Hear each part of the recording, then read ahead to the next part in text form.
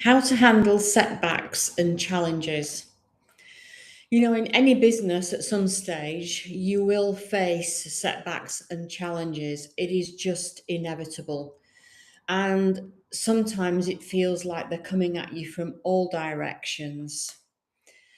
But it's not the setback and the challenge itself that will actually be you or your business's undoing, but how you see it, how you face it, how you manage it, handle it, and ultimately deal with it. How you do all of those things could make a big difference as to the effect of these setbacks or challenges on your business.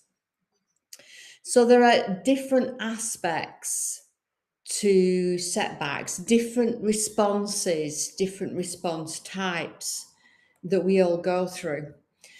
And they can come in any order, and some you may have and some not. Emotional. So imagine that you've had a challenge thrown at you, or there's been a setback. You could be angry. You could be in disbelief that this has happened. There could be an aspect of fear and anxiety attached to it. So, all of these emotions can have a significant impact on how you're actually reacting to the situation and ultimately how you go on and deal with that situation. Because if you're angry and you make a snap decision rather than sitting back and thinking about it, the outcome could be completely different.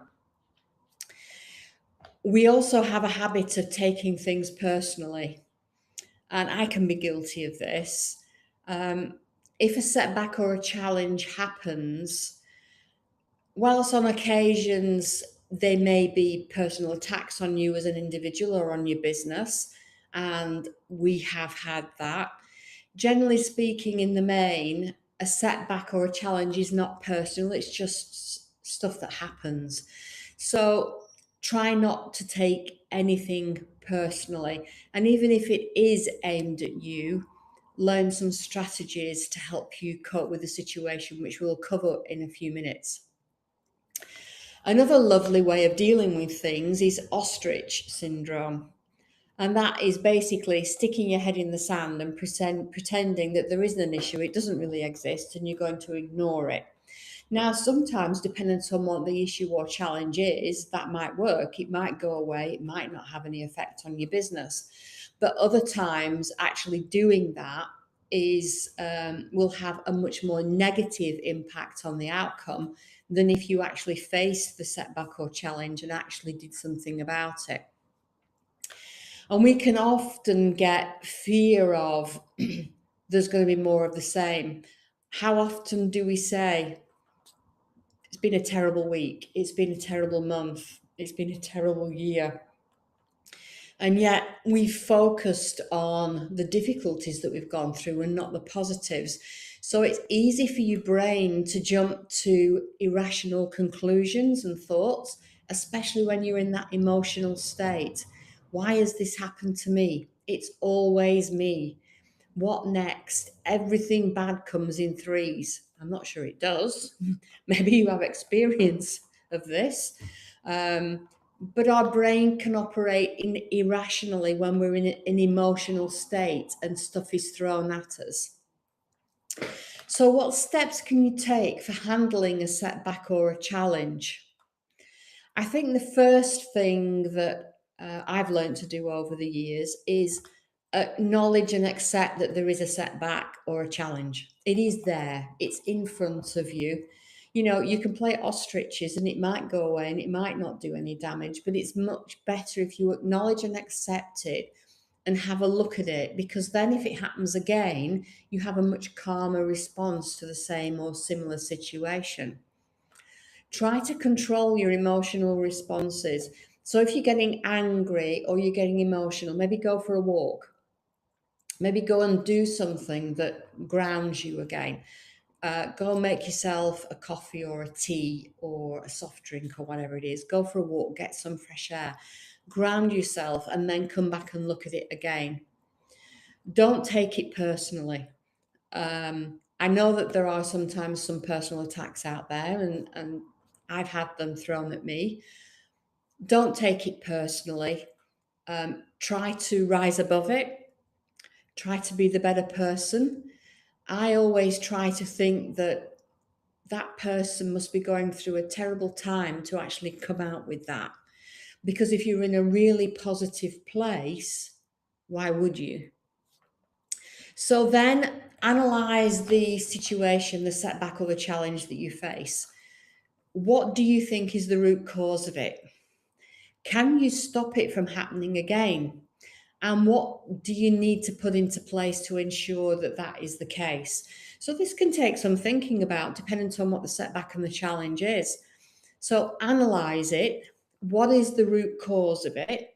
Can it be stopped from happening again? And what has to happen for you to be able to stop it from happening again? I like to think of these challenges and setbacks as feedback on where the business is. And sometimes these will happen because your business has got to a certain state and maybe it wasn't ready for moving forward, and you have to put some things in place to stop that from happening again.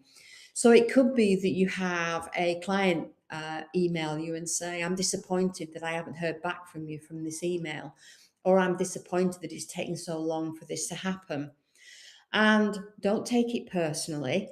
What was the root cause of it? The root cause was maybe they emailed you and it went into your spam folder and you didn't check it as quickly as you should do, or you forgot, and it happens because we're all human. So that's the root cause. How can you stop that happening? Well, if you run a CRM or you even have a calendar, you can set yourself a task to remind you to do something on a set day at a set time. That should stop that from happening again.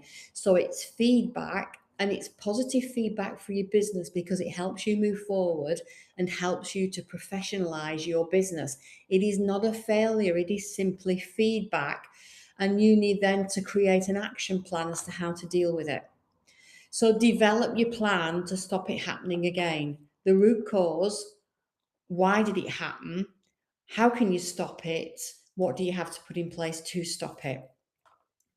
And let's have a little brief look at managing a moment of panic. Those anxiety feelings that you can get, and we all get them. And sometimes there are a period of times in our life where we get them more often than others. And mine is always a sick feeling at the pit of my stomach, like a feeling of doom is imminent. And if it's a really, really bad one, it can rise up and completely fill your whole body. And this is just an emotional response of your body to a situation because of the emotional response in your head to that situation. So I've had a research, and I've never found these before, but I thought I'd put them out there and maybe you can have a look and see what you think about these, because I'm going to look into these more. There's something called the 478 breathing technique or the 555 technique. Now, I've never heard of these before, but I did a bit of research and they came up, so I might well look into these. So if you have a look into these, why not give us some feedback about what your thoughts are? There's also something called cognitive behavioral therapy, which is CBT, and I have used that. And it helps you recognize and challenge this behavior, and it helps you to put practices in place to calm that behavior down. And that is what I have used over the years. But I say there's obviously some other things that we can use as well. That's it for today. I hope it was useful to you. I will be back again next Tuesday at the usual time for another mini compliance. So bye for now.